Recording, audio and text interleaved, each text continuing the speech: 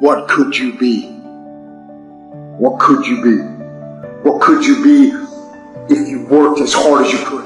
What could you be if you imposed real discipline in your life? What could you be? What if I could? What if I can pull this off? What if I could pull off this miracle? What if I can become someone that no one thinks I can be?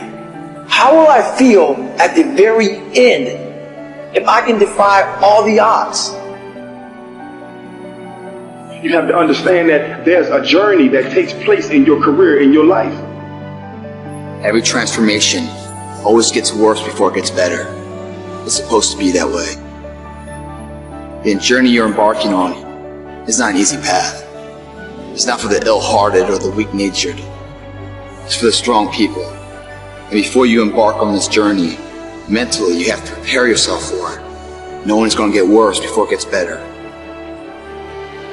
Life tests the big dreamers, the passionate revolutionaries. It's almost like a weeding out process. Only the strong and the best get to live their heart song. You know what? If it was easy to get to world class and extraordinary, everyone would be doing it.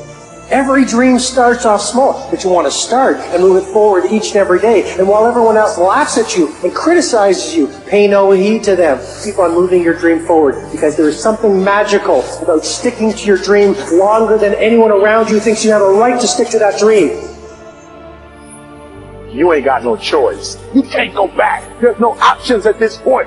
It's do or die, baby. We do not have time. We about to go get it. It's all for the getting. You can do it, and you're not leaving. Listen to me. We ain't going home. We ain't going nowhere. You ain't going nowhere until you get it done. We doing what we gotta do to get what we gotta get. Go after that goal that you want. Set up that project. Get going on those things. You want to be the best version of yourself that you possibly can be. Most people will never be like that. You don't want to fall into that trap that most people fall into. They get comfortable. They get relaxed. They settle for a life that they don't really want. When it's comfortable, it's easy. You don't want that. You want a life that is above average, extraordinary, far beyond what most people can conceive. If you want a life like that, you have to hustle. You have to get going. Get up out of your seat and move. You have to take massive action. It's hard. It sucks. It can sap you of your mental and physical energy. But you need to get going and get up after those things that you want. No one's going to do it for you. Work on yourself every day. Get better. Improve. Learn. Extend yourself. Push yourself out of your comfort zone. Push the boundaries that you're accustomed to. That's the only way to grow as a person. The reason why you have not become successful, the reason why you are not like a locomotive, the reason why you're not having success in your life is because every single day you got an excuse. And I need you to do me a favor. I made my last excuse yesterday. My last reason. I came up with my last reason yesterday of why I can't do what I'm supposed to do.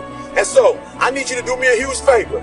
All your excuses, all your good reasons, everything that's keeping you from doing what you're supposed to do, I need you to put it behind you and say, yesterday was the last day for that foolishness.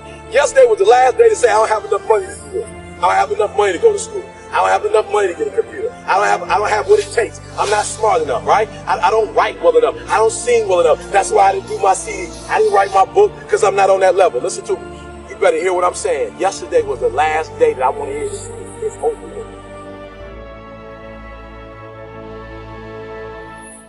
Recognize the excuses are not valid. They're conjured up, they're fabricated, they're lies. And how do you stop the lies? You stop the lies with the truth. You have time. You have the skill, you have the knowledge, and the support, and the willpower, and the discipline to get it done. What you pay attention to is what you will get. And the more attention you give something, the more you feed it, the stronger and more powerful that thing grows. You need to face, master, and channel your obsessions into an engine of massive, energized momentum for the success you desire. You can be who you want to be. You can do what you want to do. See what you want to see. It's all in your power. and no one else is. Go out and get it.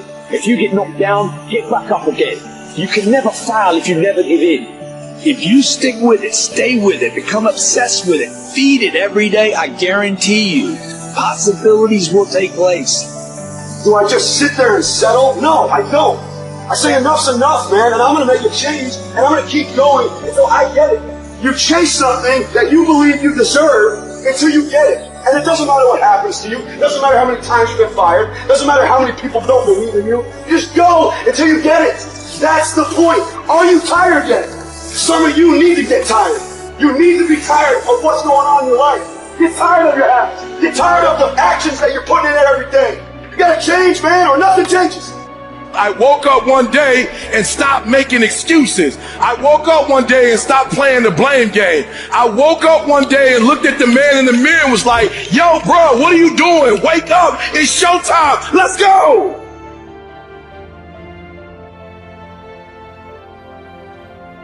How do you rate yourself on a scale of 1 to 10 in terms of your physical appearance, in terms of your health? Do you take care of yourself? Are you allowing yourself to get overweight and out of shape?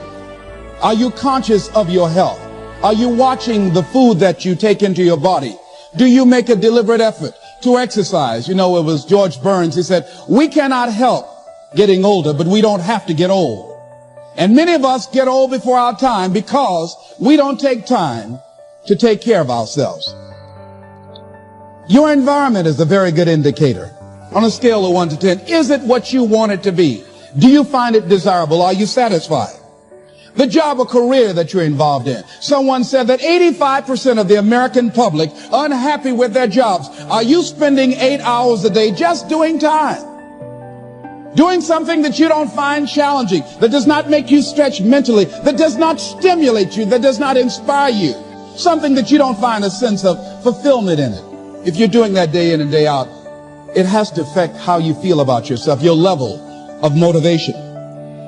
Your relationships. What kind of impact is it having on your life?